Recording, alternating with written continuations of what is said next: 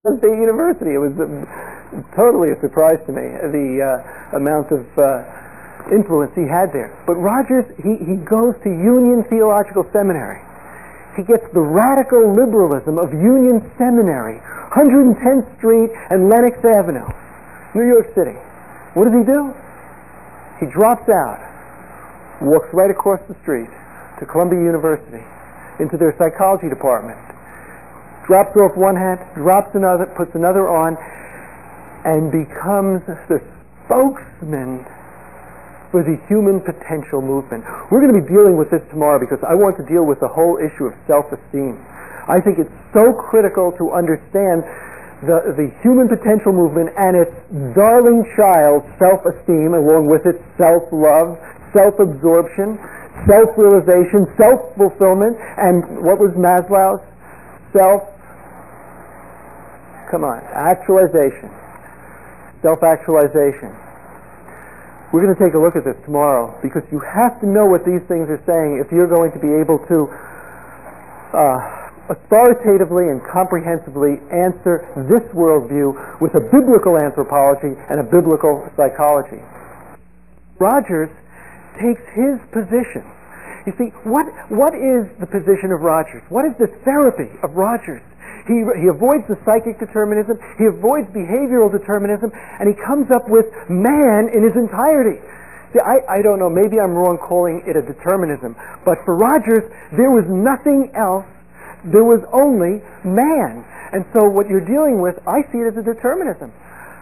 A anthropological determinism, not a behavioral, but an anthropological determinism. Man as the center of all things. So here's what he says.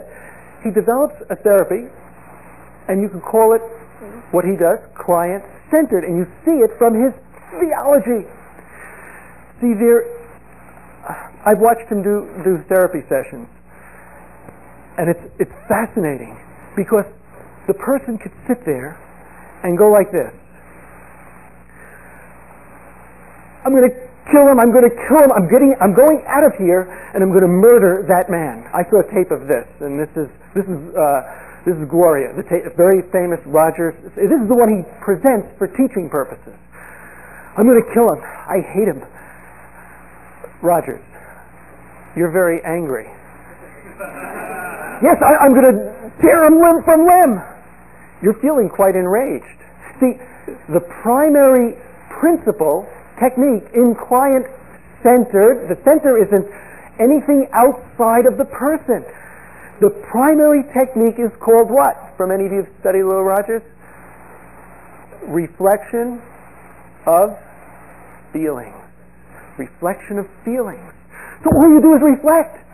You don't advise. Because once you advise someone, once you say, wait a minute, you're filled with rage, that's sin.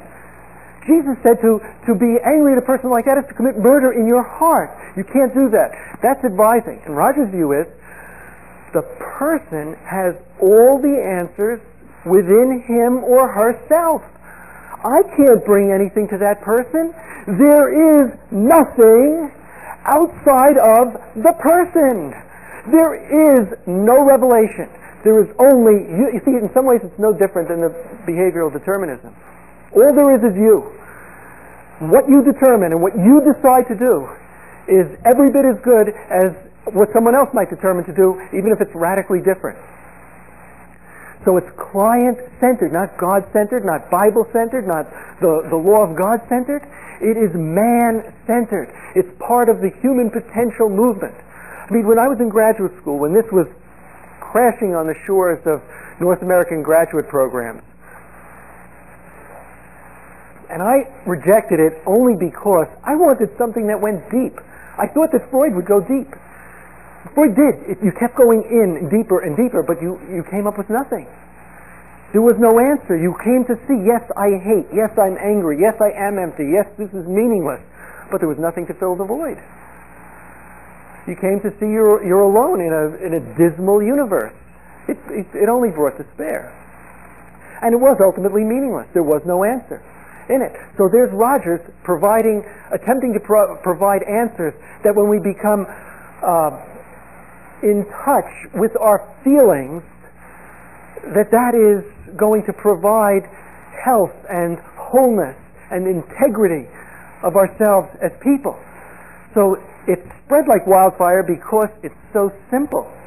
Any clod can do it. You don't need 4, 5, 6 years of graduate training to say to someone who says, "I'm enraged," you're angry. But you know, it's funny because in the North, it's sort of like holding hands with another person of the opposite sex if you're not married. That's what Rogerian therapy is like, and I'll show you what I mean by that. If you start doing that, you're going to want something else, and you're going to get more and more involved. Well, that's what happened to North Americans. They started with this. Let me tell you where it went to. Did any of you ever hear of Esalen Institute? I went to make my pilgrimage there in the 60s. That was the hub, that was the center of the human potential movement, where you sat around in pools naked, everyone naked, and touching, feeling, and that's all you were to do. It was to help you get in touch with yourself. Then you'd get out of the pools and you'd have what was known as sensitivity groups. Sensitivity groups were an excuse for slamming the other person with your own hates and biases and prejudices and leaving them writhing on the floor, a helpless mass if you happen to be more articulate and stronger than this other person. There are many casualties of the human potential movement. Tea groups, marathon groups, nude groups, encounter groups.